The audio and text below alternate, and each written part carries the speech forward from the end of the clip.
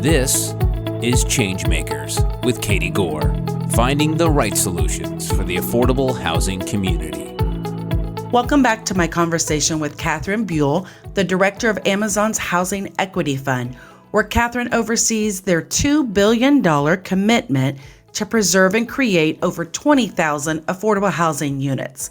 Catherine, earlier this year, we had Marshall Crawford from Nashville's Housing Trust Fund on the podcast, and they were the recipients of Amazon's Housing Equity Fund. Marshall talked about how they were using the funds to help pay property taxes so people could remain in their home, a real housing stabilizer and preservation effort. So what are your thoughts on this unique program that you see that Nashville's doing? And is this also part of the menu of items that you're looking to expand?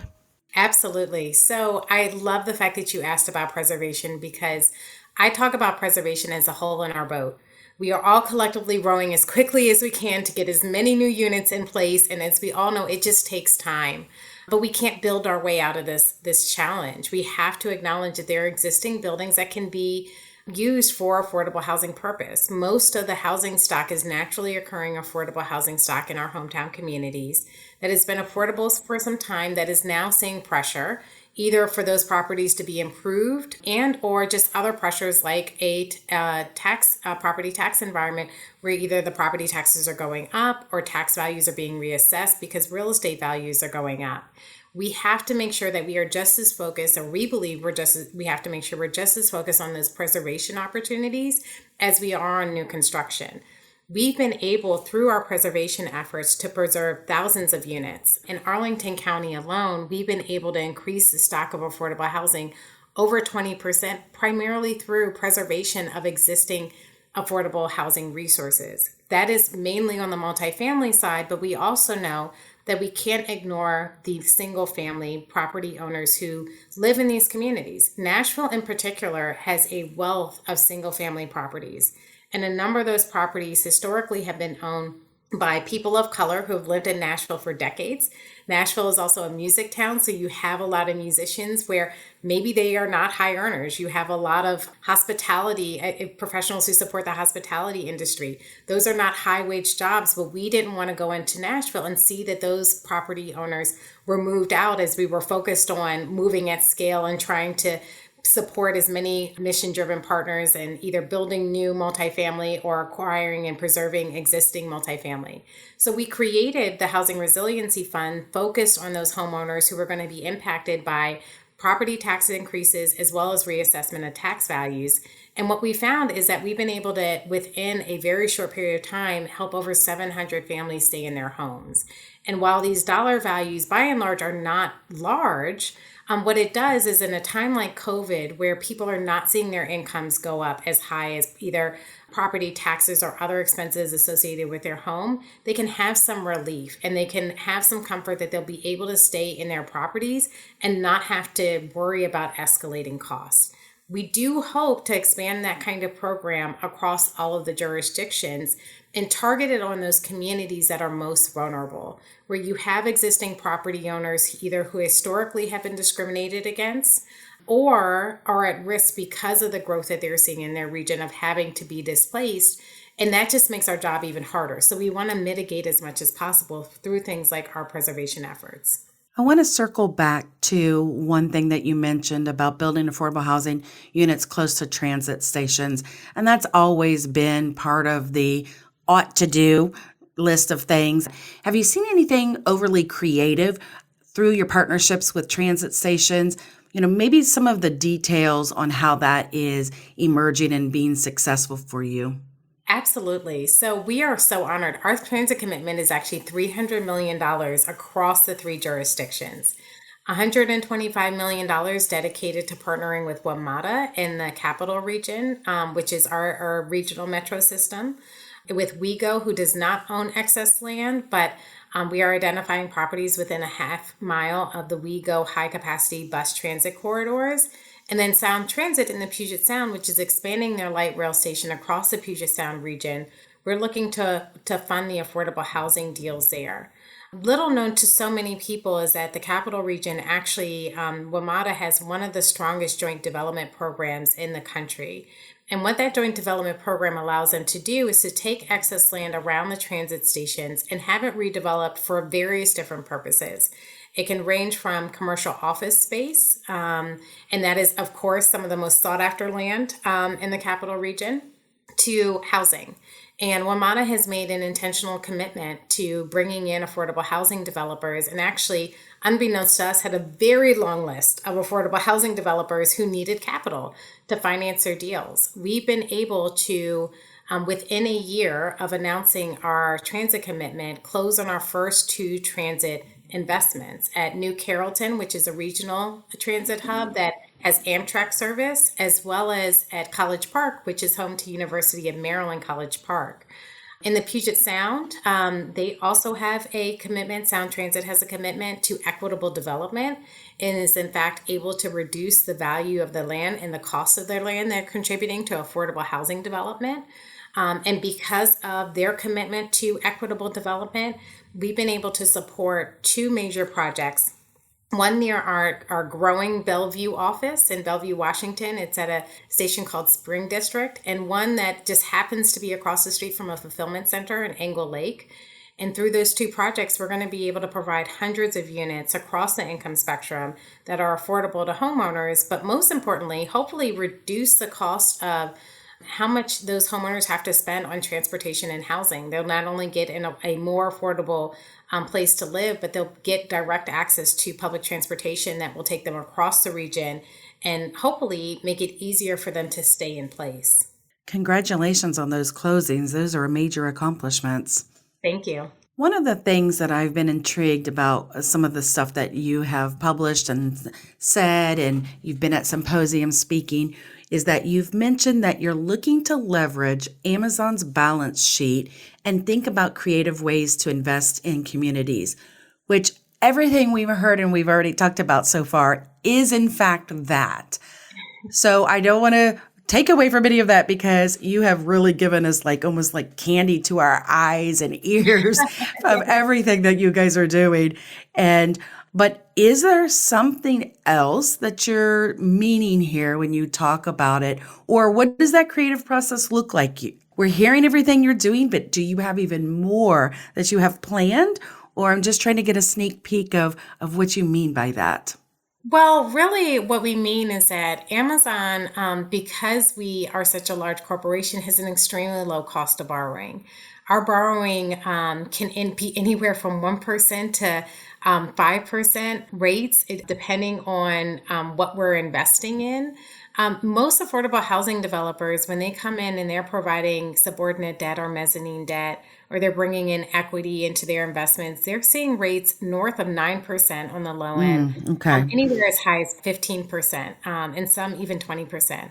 When you're talking about reducing rents, you cannot reduce rents in that kind of environment. And so being able to be flexible with our capital is really important, but not just that, being able to be flexible with our terms. We've seen some of the requirements that nonprofits in particular have reserve requirements that are pretty significant in order to build an affordable housing building. We've seen expectations anywhere north to build a $20 million project that a nonprofit will need to have $6 million in the bank to $10 million in the bank. Most nonprofits don't have access to that kind of capital. And quite frankly, if they did, they would not be doing their mission properly. And so being able to have flexible terms that allow mission-driven partners to come in, recognizing that there are going to need to be lower equity requirements, that's really where the flexibility of the Amazon capital comes in. And so we've been as creative as we can and as targeted as we can, and we're looking at different ways that we can continue to use these innovative financing vehicles to further social impact. So how many people do you have on your team working to get all of this done? Because to me, this sounds like you would have 5,000 people to get all of these things done. No, we actually, we have a small but mighty team. So there are 12 of us across varying different divisions. Where I sit within Amazon in the community, and we have a team of 6, if you can believe it. And quite frankly, we just got that team of 6 within the last year. We had a much smaller team. And then we have representatives across different divisions, from tax to accounting to finance to legal. And then we partner closely with our policy colleagues. We do a lot of our work in partnership with external third parties because that allows us to be agile and efficient and learn and, quite frankly, pull on their expertise. But we have what I like to call a small but mighty team who's doing the work, but truly committed to the work that we're doing. You've said that a job like this didn't exist when you graduated from college. Reflect on the change, because look where you guys are now. I honestly cannot imagine. I attended Spelman College and Atlanta University, and I was an economics major. And I had always dreamed of going into community development, whether it be at the World Bank or something else where I could do good for a community, but also use my analytical skills to do that work. And of course, I was thinking, those traditional government partners who are doing great work in community space. I had never thought that there would be a corporation that would come in and want to have the kind of impact that Amazon is having through the Housing Equity Fund. So for me, it's really a humbling dream and honor to be able to do this kind of work and do it with a significant budget, but also partners and leaders who are truly committed to making the impact. They are not dissuaded by the headlines. They are not discouraged by some of the pushback that we know we're going to receive in making these kinds of investments. They're serious about it, and they're serious about seeing a long-standing positive legacy for our communities. So what drives you and motivates you? Because you have a very full plate. You're accomplishing great things. Give us a glimpse of your success here and how you just keep motivated in doing all of these things. Yeah, throughout my career, it's my favorite Amazon leadership principle. It's learn and be curious.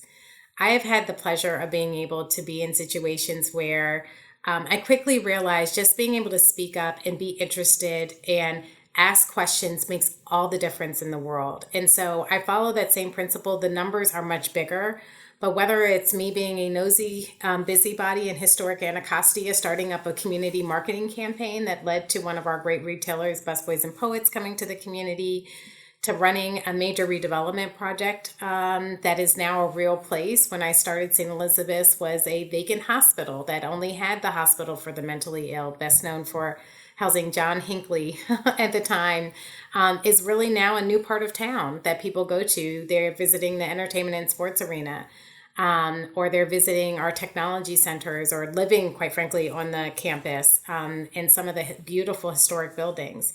I've had the pleasure of seeing concepts and ideas and positive intentions, whether from city leaders or industry leaders, actually get transformed into real action.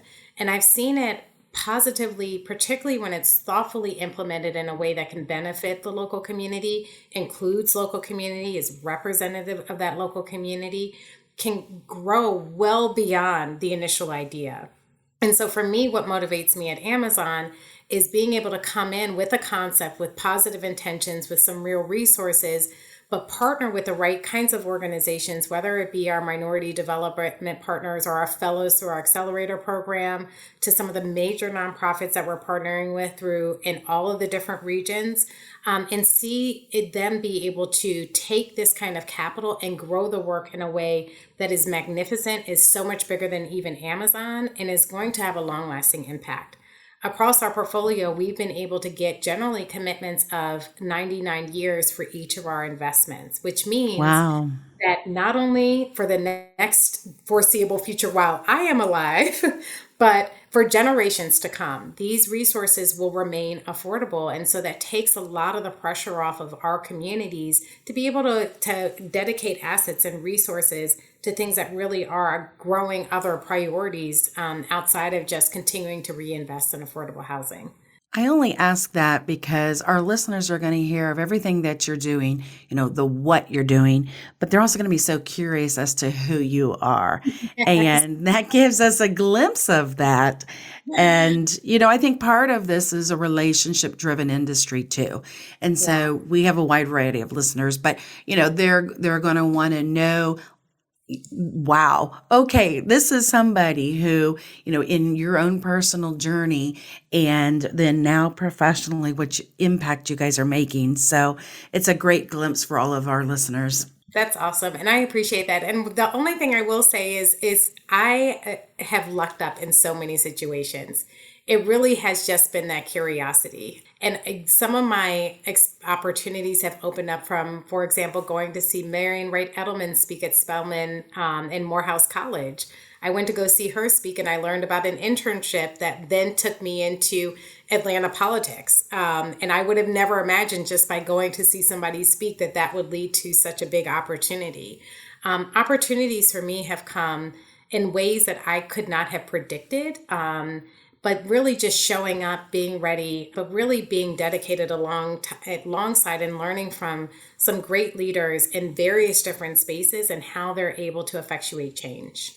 Some of what you said resonates with me in the fact that, the opportunities that were presented, I happened to hear randomly from a person who knew a person. And, there's so much of that happens, right? But then it also leads to me that there are a whole group of people that don't have the opportunities presented. And so, there is a piece of what we're doing here that we have to network in a different way to be able to reach other people. And, whether you call it give back or servant leadership or whatever the word is that you want to call it, what does that look like to you personally now? Oh, yeah. I truly believe in it. I would not be here if there were not guides along the way that said even philanthropic community giving is something that is a real thing. I am on a number of different boards, large boards to smaller boards, ranging from venture philanthropy partners here in Washington, D.C., which invests in education and other workforce initiatives started by Senator Mark Warner and other very influential Washingtonians, to smaller organizations like Women of Color and Community Development. It's a very small startup organization that is trying to get more women of color to band together to see more careers in community development, to one of my most beloved, which is Anacostia Coordinating Council, which is a very small budget, but an annual community boat ride, which is a wonderful opportunity to dance and have fun and eat good food with community members. Those kinds of investments and those kinds of partnerships really make all the difference in the world. And I do target those organizations that typically don't get a lot of attention, but have a significant impact on the communities that they're serving. Well, thank you for that note, because that also challenges many of us listening to make sure that we are involved, not just sitting on, normal work boards, right? Or normal affiliations, but to make sure that we are truly seeking out and intentional about where we're also serving. So thank you for that plug as well. Absolutely. Her name is Catherine Buell, the director of Amazon's Housing Equity Fund. Catherine, thanks again for taking the time. My pleasure. It was such an honor to be on. Thanks for listening to Changemakers with Katie Gore. To find out more about Katie, go to quadel.com. That's QUADEL.com. This has been a production of Forbes Books Radio.